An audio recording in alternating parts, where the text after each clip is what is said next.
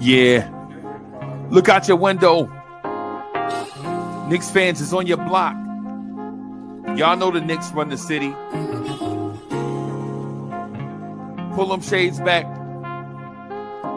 Look out your window. Look down there on the block. That's Knicks fans right there.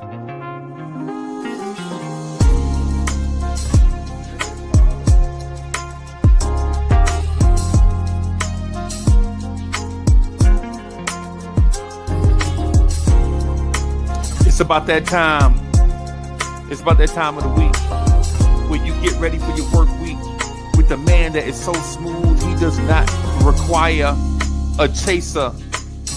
Your main man, the real, still the real Anthony D. And your main man, Jersey's finest, the hood representative, Uncle Freezy. Yo, party people in the place to be. What's good? It's your number one chief rocking Knicks universe. Your main man, Uncle Freezy, coming through on a Sunday morning. Very easy with your man that is so smooth that he does not require a chaser. Bim. The man that is so smooth, he does not require a chaser. Anthony D is in the building this morning. Everybody, let me do this on man, Anthony D. Woo!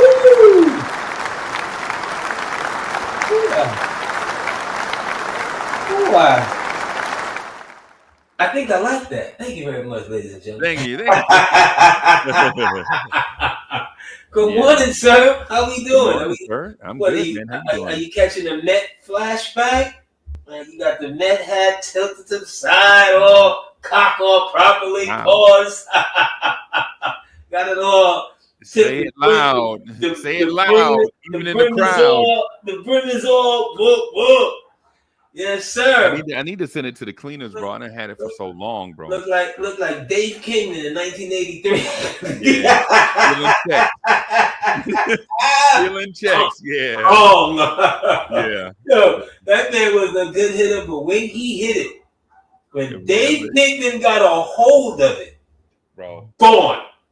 I saw him hit one out of Rickleaf Hill with the wind blowing. If he ever connected, bro, it was gone. Dave, shout out to Dave Kingman, and George Foster. Yeah. Absolutely, George Foster. What time he got to the Mets, he wasn't George Foster anymore. He out here talking about the Mets racist because they replaced him with Mookie Wilson. When George got here. Because I remember it well. George got here in 82. Yeah. In 82. And the Mets were, they were just talking about young guys in the pipeline. Yeah.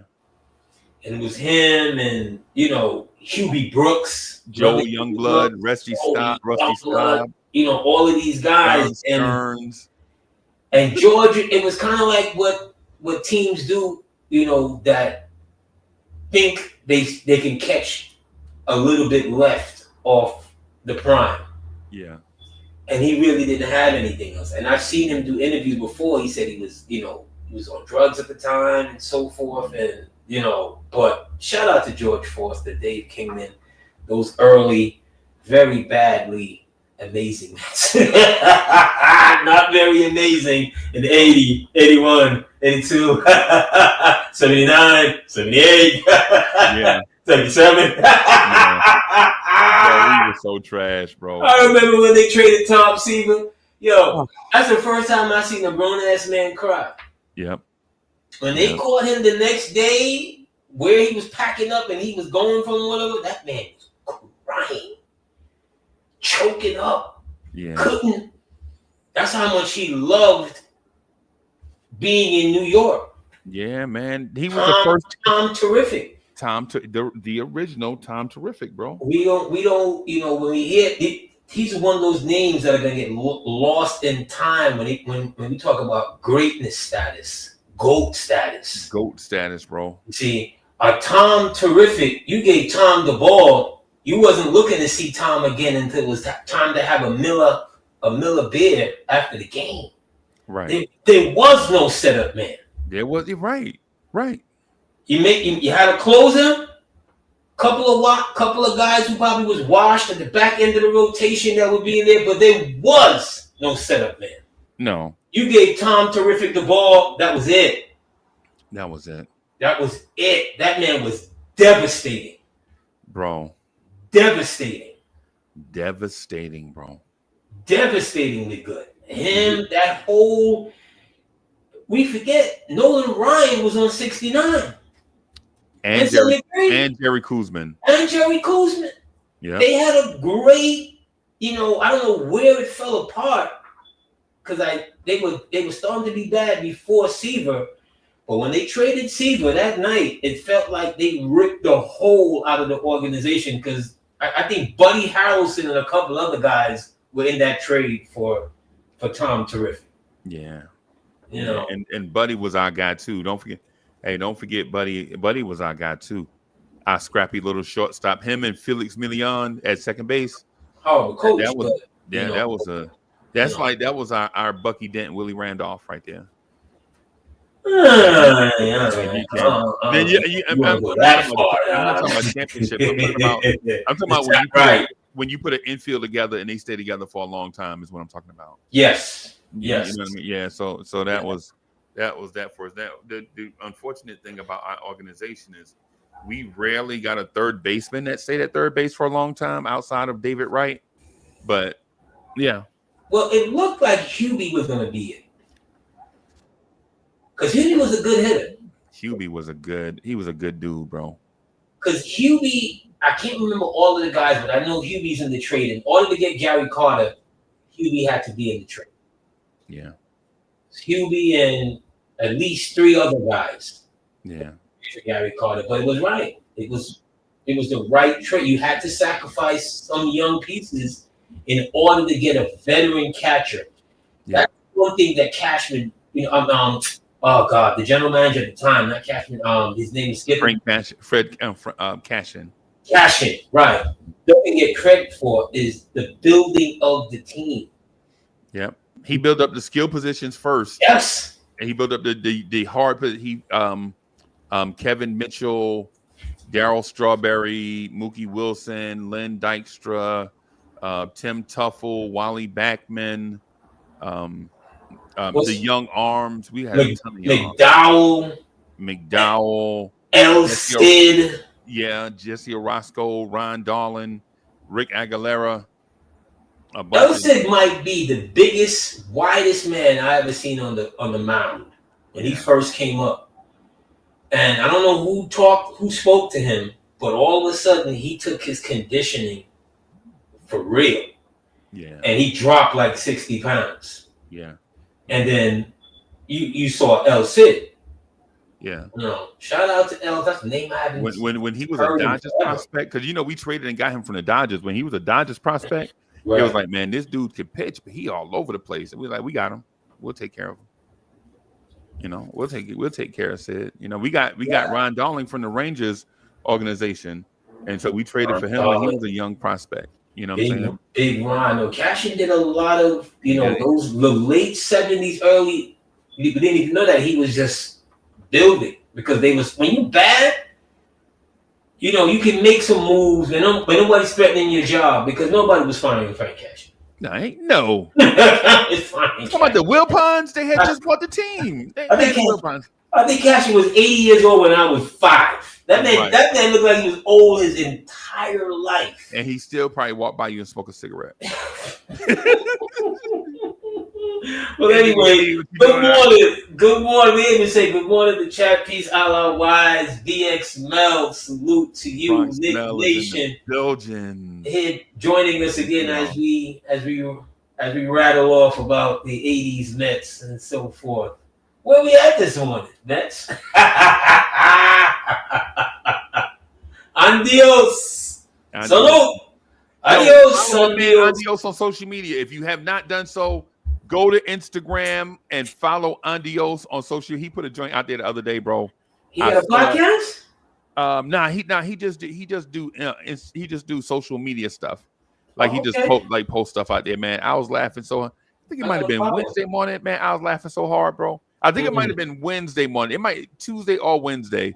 it wasn't later in the week. I think it was like Tuesday or Wednesday. And so I saw it. I mean, I was laughing the whole time, bro. I was like, this man wild, bro. I love it, bro. I love it. I love Salute to the content creators. Amigos, I haven't seen it, but I would tag in and try and take a look. I like a good laugh. Yeah, salute to Rivera. Rivera, New School Knicks is in the building. Salute you never know where it comes from. I was watching Archie Bunker this morning, God. Oh, God. I then fell off the couch this morning. It fell off the couch. Right. Like, literally. Bro. The things that because it's same thing, content creators, but TV content creators was coming up with back then. Right. Like, literally, they thought they were going to get taken off TV when they premiered the first Archie Bunker with the pilot. Yeah. And then it goes from there. Like, he is absolutely, and we look at him, of that character and those people, but in particular him. For guys like me and you, on a regular day to day, we don't like him. Yeah. Yeah. Like, that's the dude that told us get away from my porch. And let the dog out and shit like that. Yeah. But seeing him on screen, right? Funny as hell. Funny as hell. Who's funnier, him or Boss Hogg? Well, he is, because Boss Hogg is a co-star. Yeah. You know, it's all about Bo and Luke Duke. I'll bet you it was all about Daisy. Boy. When Boss Hogg take that hat off and be hitting Roscoe, and Roscoe, that guy, leave Roscoe. Roscoe Pico Trey. And we know that they made Boss Hogg after my man from Cannonball Run. Jackie Gleason character. Oh, absolutely. Yeah, absolutely. Man. Yeah, man. Boss Hogg always having a white suit. Yeah, clean. With a white hat, clean. In that riding around in that white caddy. Riding around. Like, people don't even understand it. Think about this. Think about him today. You look at him like, yo, what is he doing? But then, the white caddy, the white shoes, the white three-piece suit, everything, the white cowboy hat. Yep. And when he came walking through, you already knew what it was. When you saw him sitting there with his thing around his neck and he eating like 30 pieces of chicken, you already knew what it was. Back to back. With nothing to drink. Salute. Yeah, man. I see people are coming in here. Absolutely. Kendall Rivera, salute. Yeah, man. Salute the New School Knicks. New School Knicks is in the building. Kendall Rivera is in the building. Is that New School Knicks? Yeah, that's Rivera. Absolutely. Yeah, that man work schedule be crazy, bro. I'm gonna hit the Powerball and look out for Rivera, bro. It don't make no sense for a man to work as much as Rivera do, bro. That's my guy too. Hey, Rivera, I love that dude, man. He a good guy, man. Gotta do what he gotta do. Yeah, man. Yeah, man. So, what's your opinion on Jalen Brunson so far? Up and down. Inside out. Inside out. He's had, and I was off air, well, not with you, but with someone else. I was saying he's had a lot happen to him over these last 6 months. He's had a lot when you really think about it. New father, new husband, new husband, new father, new money, lesser money. told baby girl, we signing $300 million. Come back. Well, it didn't quite go how I anticipated. She looking at you like you the biggest dummy in the world. You gave back what? You gave back what? She done marked the day. Like, anytime you step out of bounds, remember this day. And then captaincy. And now with that, now expectations. You trade for Cat on the eve of the season.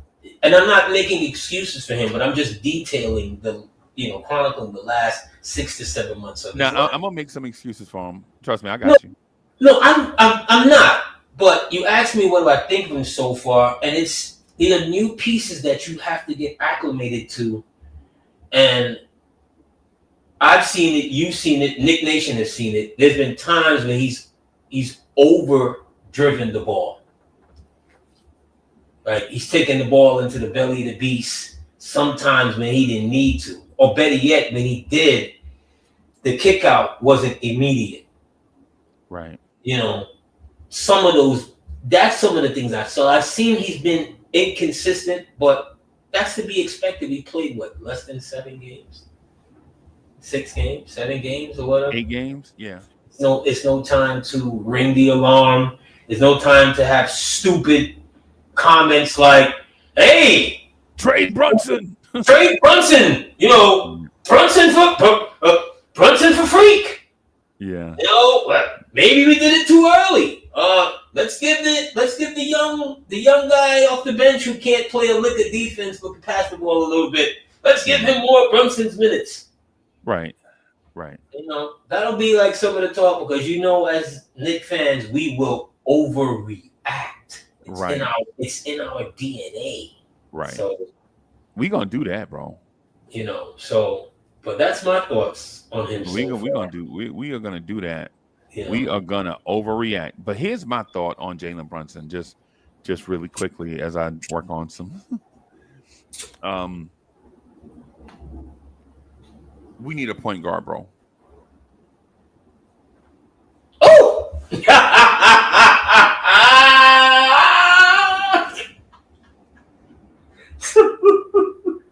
That was it? Mic drop, walk away. That was it? The Knicks need a point guard, bro. We have a point guard issue. Right? Now, am I saying we need to replace Jalen Brunson? No, that's not what I'm saying. What I'm saying is we need a complement. You remember how Allen Iverson had Eric Snow? That's what I think we need. I think we need that. We need the Eric Snow type guard to play with Jalen Brunson so Jalen Brunson can be a weapon. Right? I think that's what we need. And it's no disrespect to Jalen Brunson. It's just that every NBA player needs a complementary player. Like Michael Jordan's complement, right? Michael Jordan at his best was with Scottie Pippen. Right. Now, am I saying Scottie Pippen made Michael Jordan great? No. What I'm saying is Scottie Pippen allowed Michael Jordan to do other Michael Jordan stuff that he otherwise could not do because he would have been covering up for the other players on the team. So Scottie could be the number one defender. Scottie could be the 6'7" point guard, so to speak. Scottie can be the guy out in transition. Scottie can also score. Scottie can do all these things. Compliment to Mike Jordan, right? Just like who else would you consider the GOAT? Steph Curry. Steph Curry's compliment is Draymond Green, right? Somebody that could do all the stuff that Steph Curry won't do. And in our case, I feel like we need a guy that can do the stuff that Jalen Brunson. For example, if we add a point of attack defender on the floor with Jalen Brunson in the backcourt, now Mikal Bridges guards wings, OG Anunoby guards wings, and now you don't see us being attacked at the rim, where it's like a layup line at the rim, with Cat down there trying to defend everything, and he's not a defender, right? When you hide Jalen Brunson on the baseline, what that means is teams are going to now attack the spot that Jalen Brunson is. And now you have Jalen Brunson there. You're like, Jalen Brunson's not a power forward. We know that. Captain Obvious, we already know all of that. And so if we add just simply by adding a big guard that can defend Jalen Brunson's man, And then now you have, instead of having Josh Hart and Jalen Brunson on the baseline and OG Anunoby and Mikal Bridges guarding wings, now you have, or I'm sorry, having OG Anunoby and Mikal Bridges guarding guards, right? And then Jalen Brunson on the weakest offensive player, and Josh Hart zoning up, looking to get rebounds. Now you're, and I know all of that sounds too basketball-y. Like, why don't Tibbs just come up with a system to cover up Jalen Brunson defense? Bro, you can't. Teams are smart. Those teams there are 30 elite basketball coaching jobs in the NBA. And so to think that Tibbs is that much better than all the other 29 is naive. Even though he's a great coach, but all these NBA guys are great coaches. You don't get a job unless you know basketball. Right? They're not gonna just put a doofus out there. So okay. So you're looking at this from a from a defensive side. Right. That you see that, well, they could be better if he had a better running mate defensively, in the back, and maybe even bigger. Now, I'm there with you, and I'm gonna try and tie into this. Right, when I was watching the Atlanta game, Atlanta has somebody that's even smaller than Jalen Brunson in their starting back home, right? But when they put the young kid that they drafted number 1 and the other wing, it was giving Jalen a lot of problems. It was giving Dukes problems, and at times it was even giving Hart problems because those young guys were like 6'6", 6'7". Nah, those dudes 6'9", bro. Okay. All right. You talking about the Beige brothers, the 2 light-skinned dudes? They got like 3. They got a whole team of beige. And they got a whole team of beige. They had a whole team of beige. Oh my god! Oh, you know what though? Outside of my man Quentin Capella. You know what? That's it. You're right, because Trae Young, Dyson Daniels, Jalen Johnson, Zachary Risachet. Yeah, all of them dudes like the entire team looked like pudding with a grape on top. A purple grape on top. That's messed up, man. That's messed up. But the point is, you saw where he was having a lot of problems. They're small guys. Now, a step further. Before the season started, we talked about this. What did we expect out of the 4 position, rebounding wise? Right? Rebounding wise, their current 4 and their current 3, I don't think is averaging 9 rebounds a game. That's two bodies, right, on the floor that's not giving you 9 rebounds a game. Hence why you have to start Hart. Because outside of Cat, he's your best rebounder. Yeah. This is why there's times when they play against, now I know Milwaukee was a much bigger team than the Knicks, but Milwaukee's old and slow. Right. And the Knicks chop them up. Yeah. That's why Giannis couldn't stop Cat either. Oh, dear God.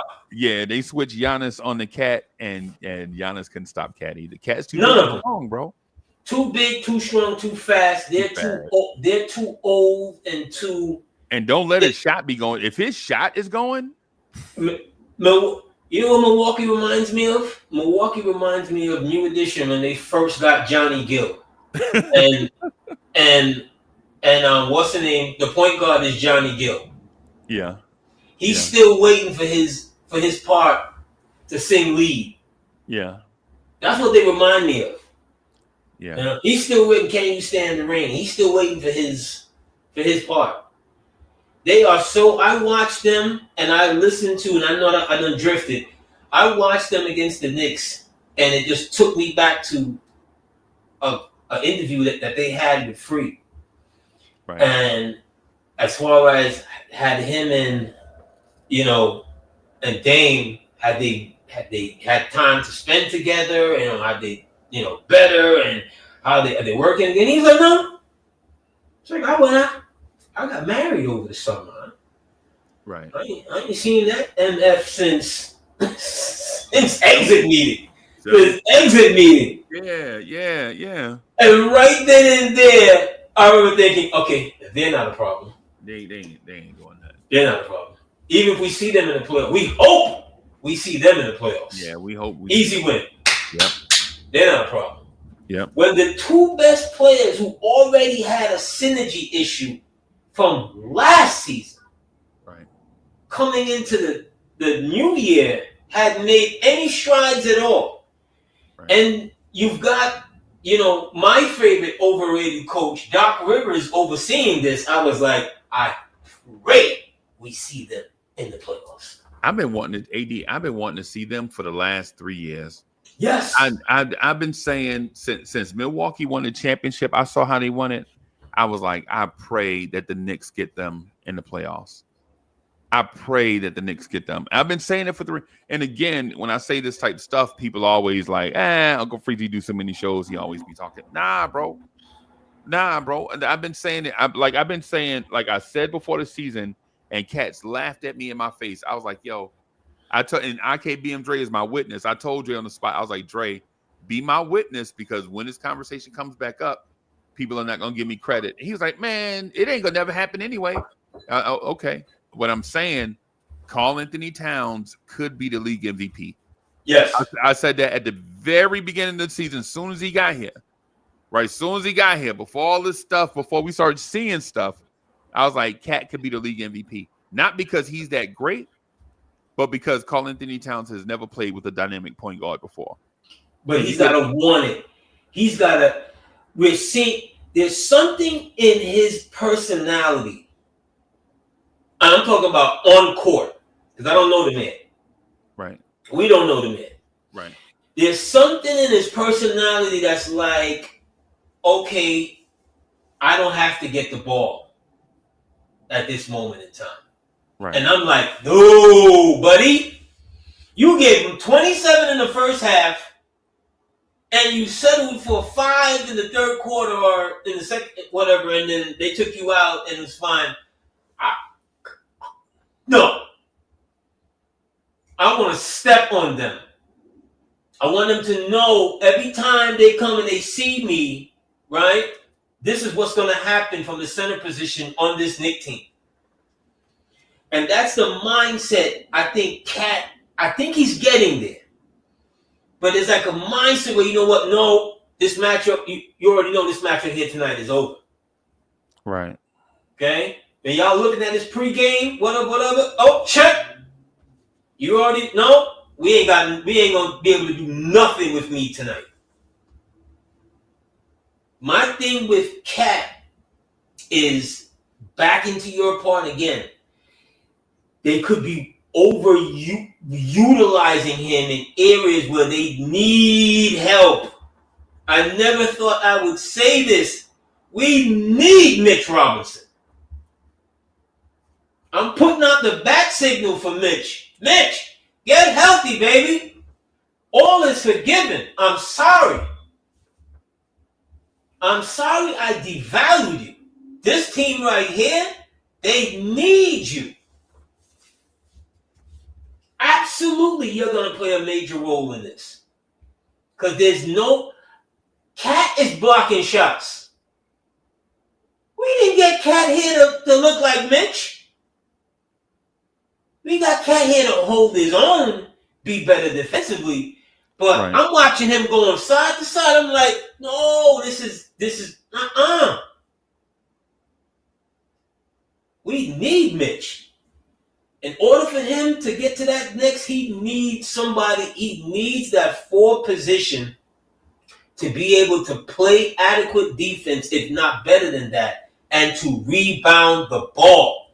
What happens on nights where Josh Hart doesn't get 9 to 10 rebounds from the 2 guard position, which is he's really playing the 4 but he's set up at the 2.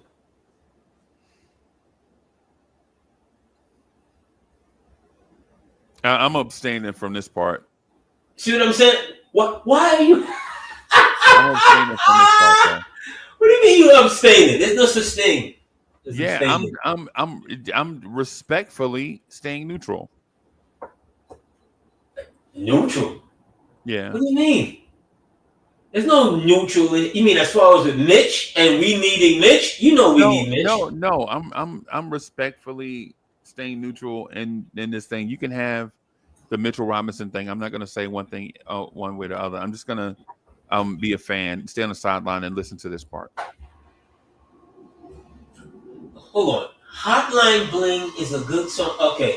Mitch is a trick. Okay. So then where is the defensive intestinal fortitude and rebounding is coming from, if not from Mitch? We started this conversation, or at least you started this conversation, being disappointed. Well, not disappointed, but you're showing some of the issues that Brunson's been having defensively and so forth, and how it has stretched out Cat. Well, of course it's going to stress out Cat because Cat's the only other person on this team that's over 6'9". I understand. Especially in your front court, in your starting court. You're not getting blocks from Bridges and blocks from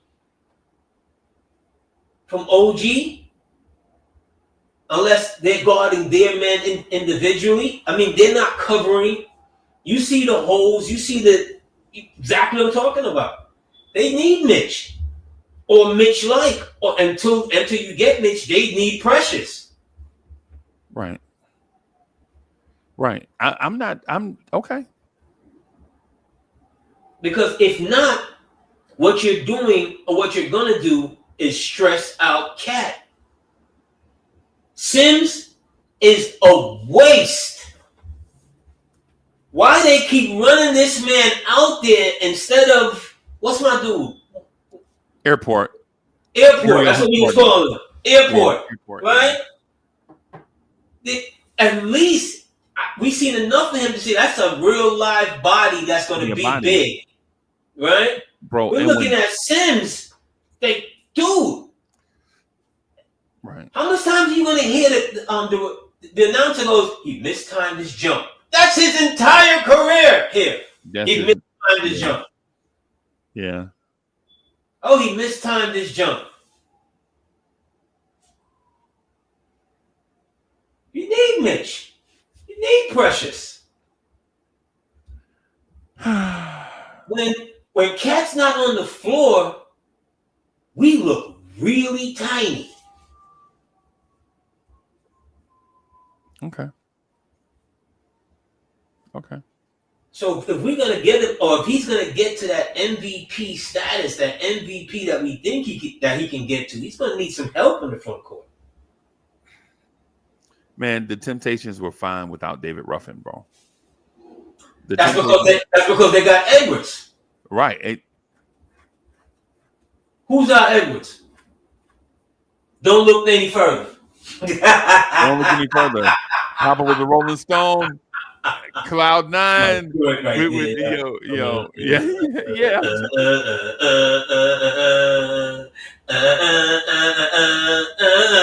How many songs has that one groove line made a hit record? All of them, bro.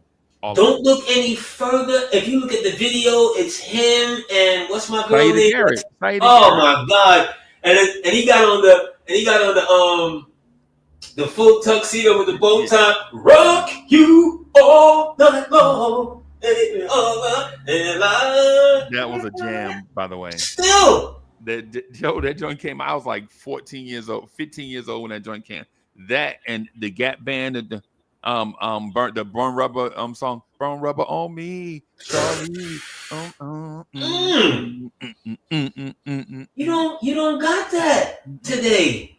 Yeah, no, you don't got that. You don't got a group. I heard you say something last night about About people don't dance no more. Oh, people well. don't dance no more at all, bro. Well, I'm not even gonna begin to go there. About I think 3 years that. ago, bro. About 3 years ago, bro. I just got on the floor and had dressed. Your boy was fly, of course. Mm-hmm. Mm-hmm. You know what I'm saying? You Mm-hmm. swagged out, going, Looking like Freezy. dancing, and people was like, he looked like that light skinned rapper. I can't remember his name. You're part of the beige brigade. They don't even know. He looked like that rapper from back in the day. But yeah, man. But Let's go, you heavy D. and they just jealous because they just jealous to see when a big man dance. Hey, it's a sight to behold. And rest in peace, Heavy could dance. He could dance, bro. Heavy was like 350, maybe even bigger than that when he first came out. And when he came out with the overweight lovers in the house. Yeah. That was the big man staple right there. The overweight lovers in the house, the overweight lovers in the house. That was man. it. Heavy in the red and black checkered. Yeah. That he had on. Oh my God. And fitting in maroon with smoker jacket on. Yeah. Oh my God. Rest in peace. We don't have those kind of fun loving. Heavy wasn't the most lyrical. Nah. He knew how to make music though. Heavy knew how to make music. Heavy was an MC. Yeah. You understand? When Heavy goes back and remakes Now That We Found Out of Here. Yep, that's a staple, bro. Everybody had that record in their house. Out of here. And then when Heavy D remade it, bro, you like, as soon as you put that on, bro, everybody dancing, bro. Right? Everybody dancing. It wasn't the more whatever, and it wasn't the most lyrical or whatever, but it was a hit record. They got a hit loop. That's what I want, bro. That's what I don't want no stank street rapper rapping all over the music, man. I can't even. You can't even dance. Oh, I mean, there's a time and a place. There's a time and a place for that, bro. For some pieces of art, yeah. If I'm in my car and whatever. But if I'm at a party, like how you say, you just dressed to the nine, and whatever. You want the party to be, you want the music to be jumping. Put them girls on the floor. Absolutely. If the girls ain't shaking, then why are we here? Yeah, they. Then why?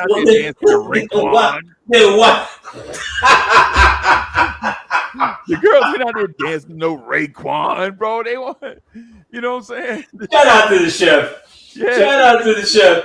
But Lord have mercy, you're absolutely correctly. The ladies ain't shaking. Why are we here? Right. What are we doing again? Like what are we doing? Are we buying each other drinks? We could have did that at the bar. Yeah, we could do that at the bar. Yeah.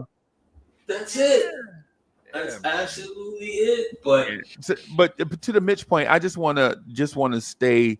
I just want to be a conscientious observer for this point, and so I'm just gonna write seal on this point because I don't want to. I think your point. There's no such thing as a conscientious observer. It's either you busting your gun or you not. Are you not, right? You know that you're an old military man. You know that. Ain't no such thing. Ain't no such thing as a conscientious observer. At this point, though, I'd like to be Switzerland. At this point, only this point, I'd like to be Switzerland. You want to be the Swiss?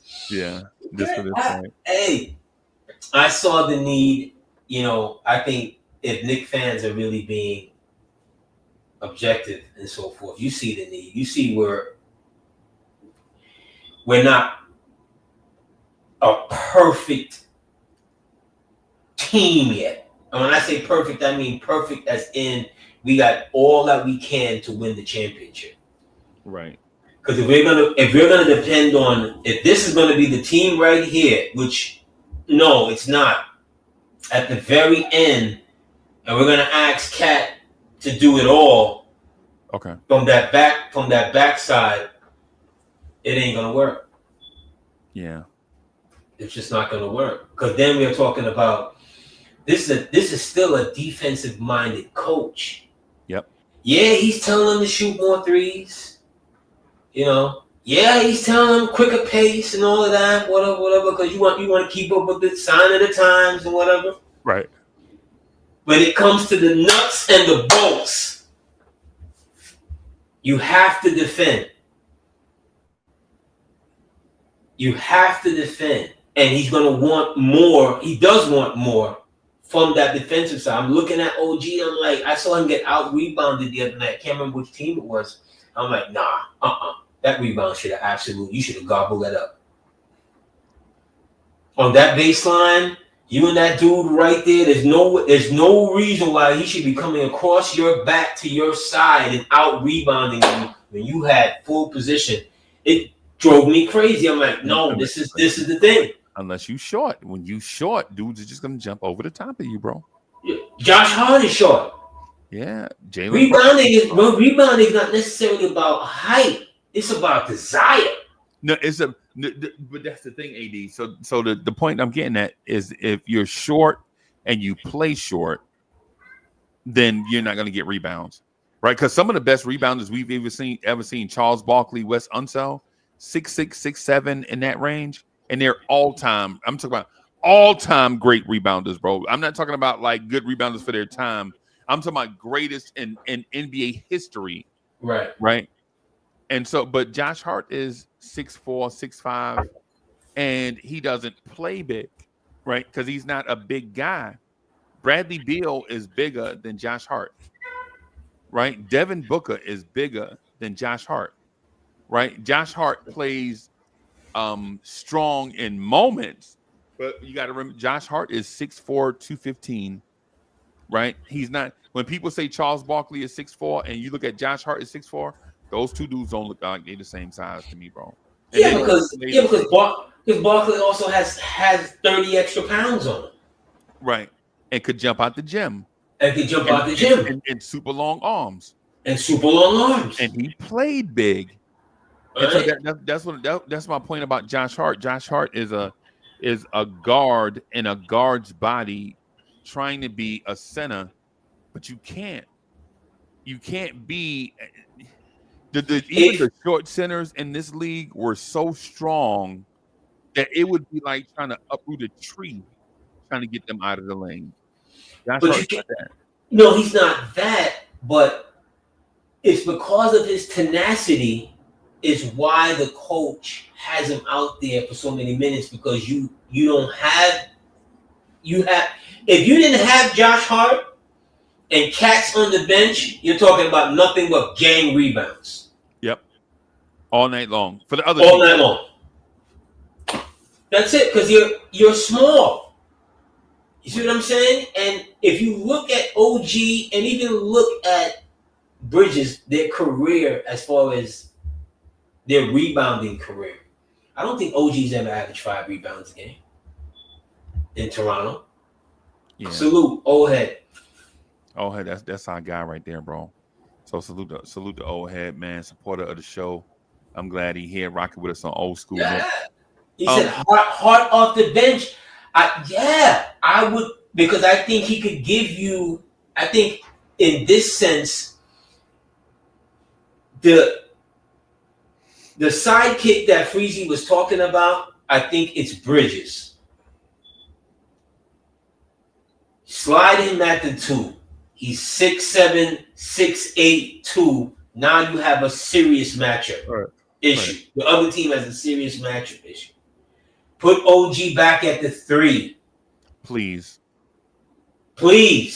I'm not saying he can't play a 4 in times and different matchups, but no. Put him back at the 3. Right. My thing with it, okay, so what I'll do is since we got like a few minutes here left, I'll talk to the Mitch point. Well, thank you. Since you're no longer abstaining. The point that I want to make is Mitchell Robinson should never put on the Knicks jersey ever again. Right? And here's why. Here's why. Teams don't, and I say that, been saying this since the cat trade. Teams nowadays are not going to pay $75 million for the center position. They just don't.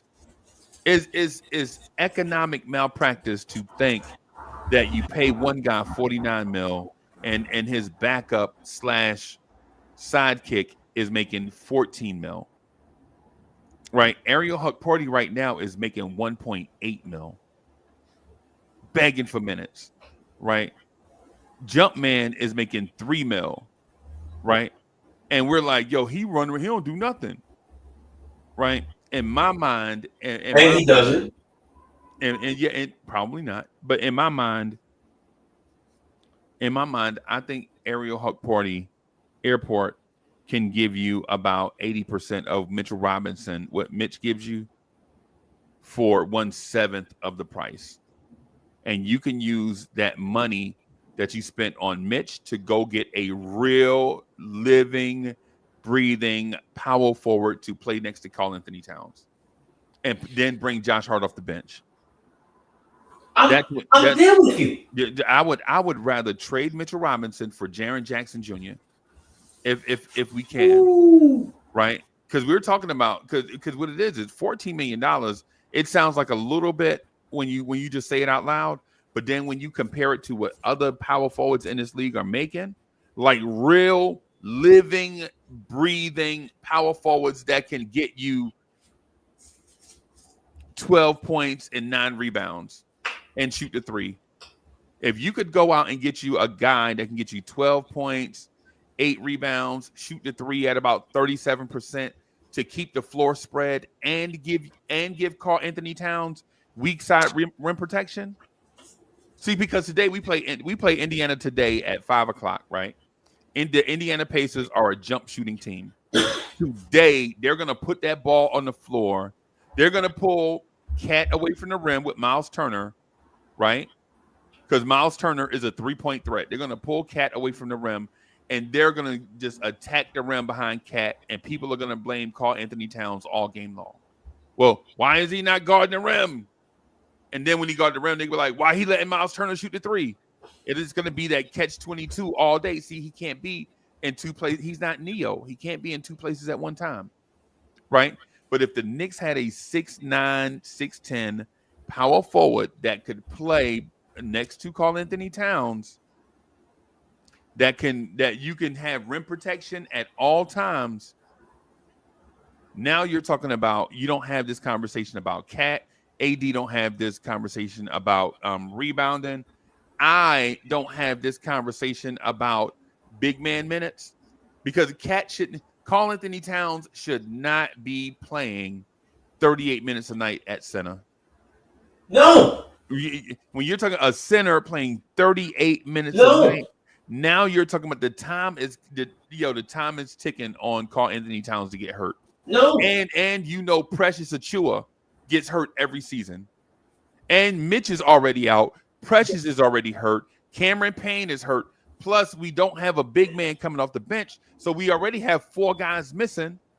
You got 4 guys missing. Tom Thibodeau is coaching with one arm behind his back.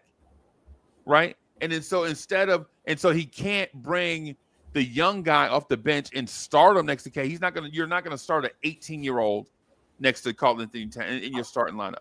No, that's not gonna happen. That's not happening. So Tibbs is coaching with one arm behind his back, and the only answer we have right now is bring Precious in and let him start. But Precious is not available. But Mitchell Robinson making $14 million on your bench, hey. Do I really want to bring Mitch back and play him next to Cat? See, now once you put Karl Anthony Towns at the 4, now you're going to get the Minnesota Cat that looked like a hot mess next to Rudy Gobert.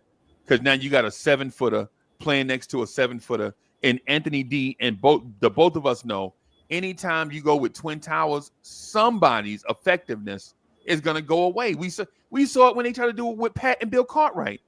Well, Jesus. Now you done drove the car completely. I was in the car with you, right?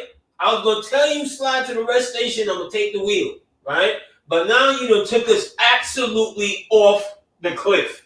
All right, well, get us back on the cliff. Get us back on the cliff.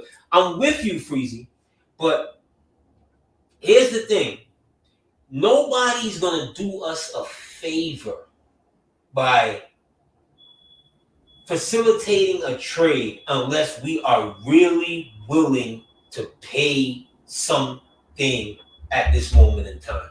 Right. They still have draft picks. They had to see this problem, Freezy. We saw it. We knew this was going to happen. Things Like happen, bro. like at some point in time, they got Mitch's medical reports long before we do. They knew Mitch wasn't going to be ready until whenever. They just reported February. it when they reported it. Yeah. Right? So you are going to make a trade for Cat. Randall gone. Hartenstein gone. You've gotten smaller. Mitch not here. Precious not here. Sims useless. This was bound to happen. This conversation was bound to happen. But AD, my point is, and I respect where you're going, but my point is, we're in the moment right now. Yes. We're in the moment right now. So how do we Yes. fix it right now? So right now, in this moment, because I always, so for one, this is so chat. I'm gonna take AD off the screen just for a little bit so I can have it. Yo, I always felt like AD is smart, right? And I take AD for granted, right? And the thing about AD being smart is I feel like in every moment he is smart, right? In every moment. I don't be like, yo, I don't know what he talking about on that point. Nah, I feel like I always feel like he's smart. It's the reason why we rock, because if I felt like he was whack, I wouldn't even be up here doing it. That's plain and simple, right? But I also feel the same way about the Knicks front office. I feel like the Knicks front office is a smart front office, right? And just because things don't go their way in one moment doesn't mean they're less smart, right? AD, I feel like they're a smart front office all the time, right? And so they were smart enough to pull off the Mikal Bridges trade and the Cat trade in the same summer. Now they have a problem at power forward. Does that mean they're not smart now? No.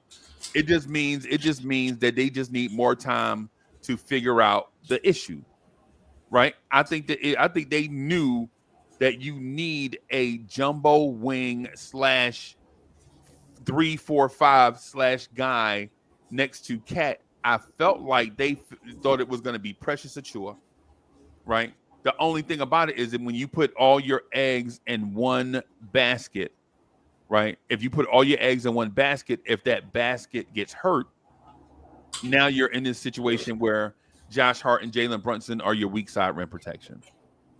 The Knicks are missing 4 guys. What can you do? There is the Tom Thibodeau doesn't have an option there. You're going to play an 18-year-old kid in that spot? Nah. No, but what they could have done, Freezy, was to use their veteran minimums to sign some of these vets that were there Them for play. for this moment. Okay, let me ask you this: would you have signed? What's my guy that ended up signing with Philly, the big Andre Drummond. Drummond? Would you have signed Drummond?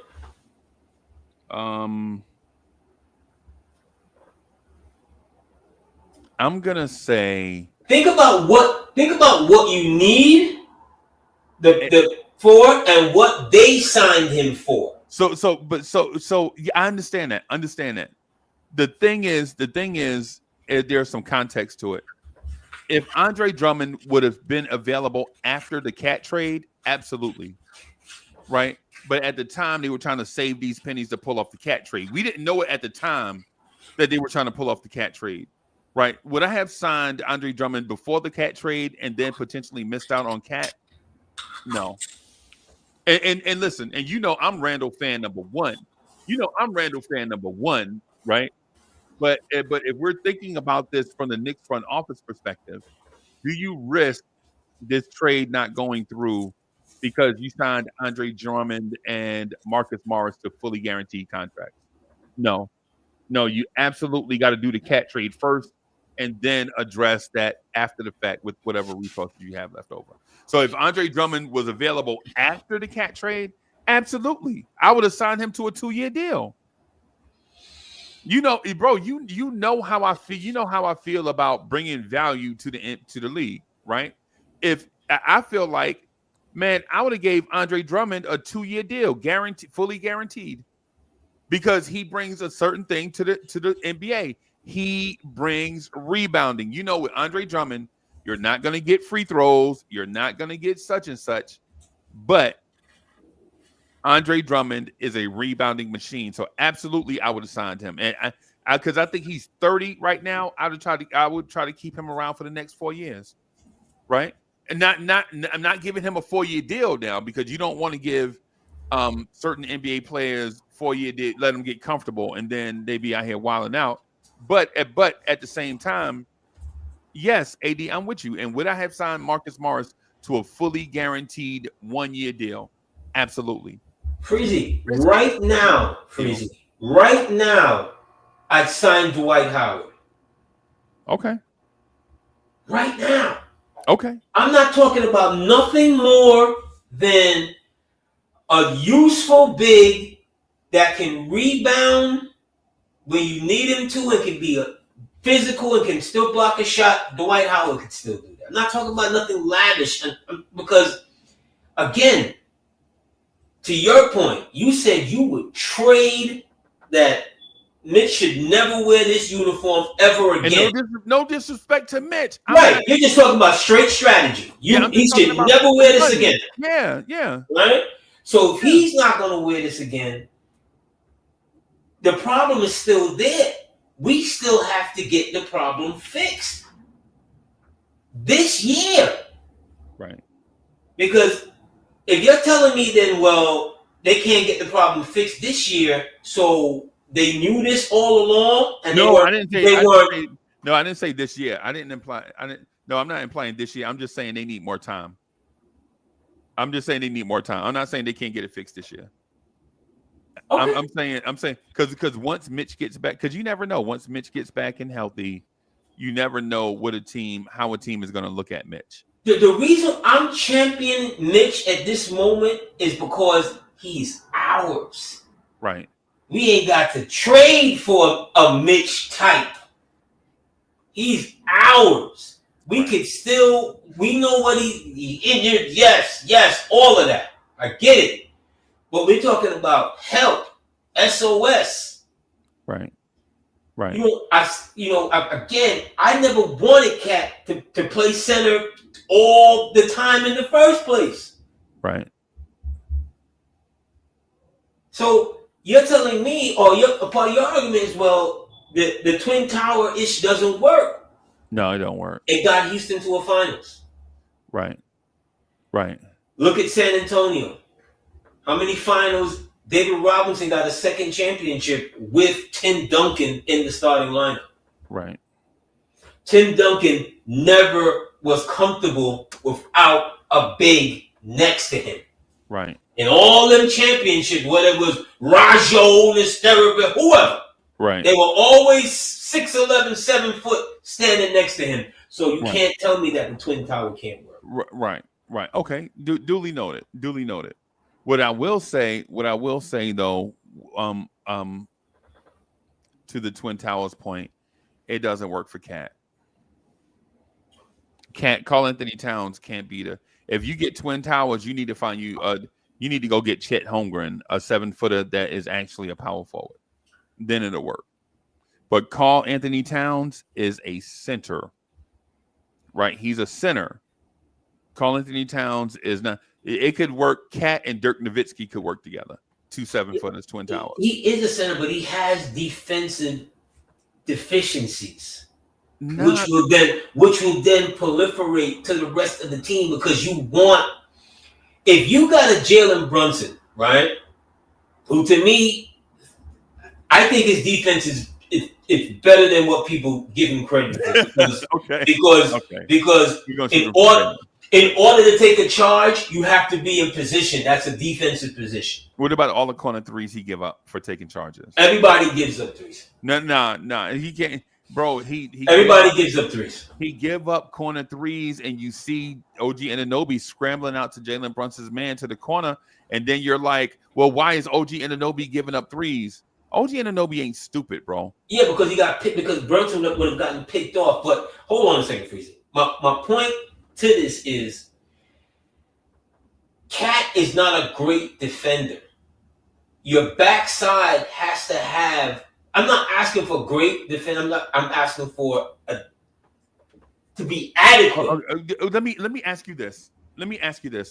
When have you ever seen Mitchell Robinson play for the Knicks? And I mean on the court without a above average power forward and a great backup center. When have you ever seen Mitch play without that? And that's a trick question because I'm asking that because that is what Cat is missing right now. When have you seen Mitchell Robinson play without Julius Randle, Obi Toppin, Nerlens Noel, Isaiah Hartenstein, DeAndre Jordan? Never. You've never seen Mitchell Robinson on the floor with a bunch of midgets. He out there on the island by himself. You've never seen that. But now that you're watching Cat do it, you're like, yeah, Cat's not a center. No, I'm not saying Cat's not a center. I'm saying Cat needs help in certain areas. Right? Because again, I started this conversation by saying your two wing guys don't average 9 rebounds together. No, I understand that. I understand that part. So where are we getting our rebounds from? If Cat's not in the game, you struggle to rebound. AD, and you've already said Cat's playing too many minutes already. So Cat's playing 38 minutes. You're missing my point, though. You're missing my point. The point is, these guys are out due to injury. It's not a Cat deficiency. It's a Knicks health deficiency. If Precious Achiuwa was healthy and could play with Cat, we wouldn't be having this conversation. Okay. Now, that's even dare I say, even if Obi Toppin was here, playing next to Cat, you wouldn't have this conversation. Yes, we would, because he's not a rebounder. Okay. And he's not a defender. I just you know that. I just wanted to throw Obi under the bus. See, this be the bullshit right here.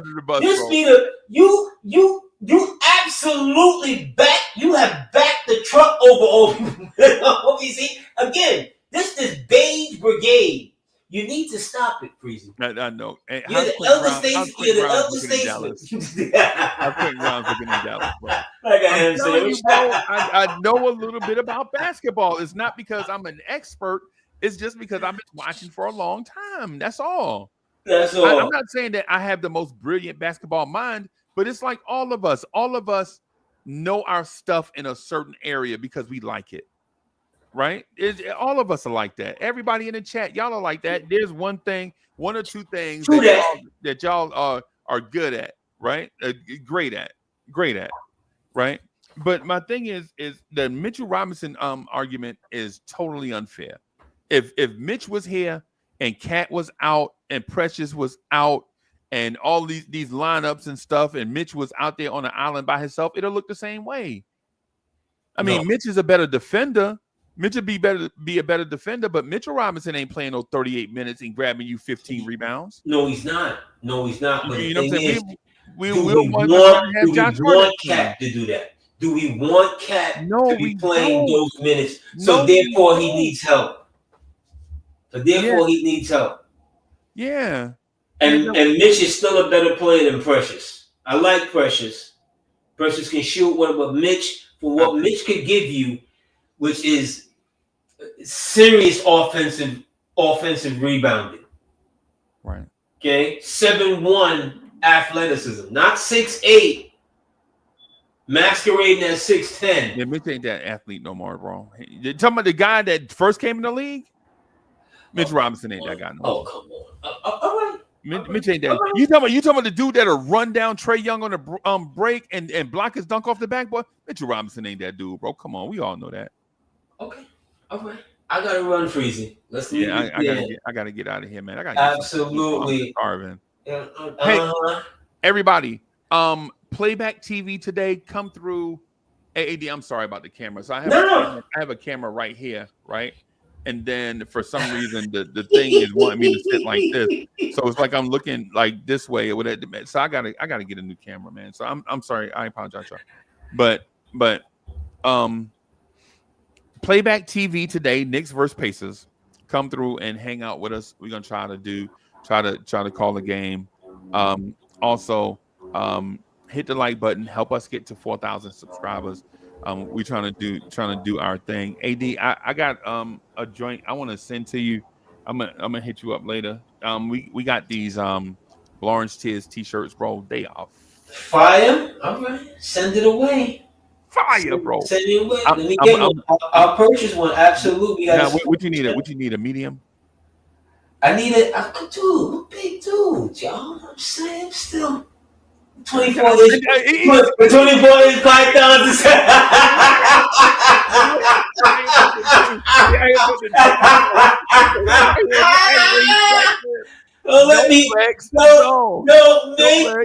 Don't make me pull out the gators out in this one. Oh my God. Oh my Absolutely. God. But anyway, thank you again. We don't know where this journey started, but we know where it ended. It ended with you, the Knicks fans. Look for me and Freezy in the whirlwind. Garvey.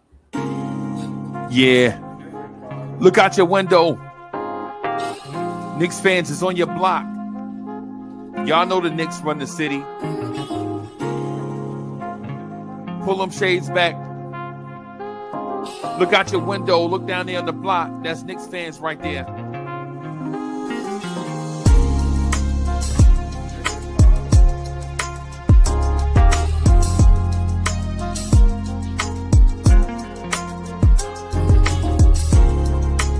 It's about that time. It's about that time of the week where you get ready for your work week with the man that is so smooth he does not require a chaser. Your main man, the real Anthony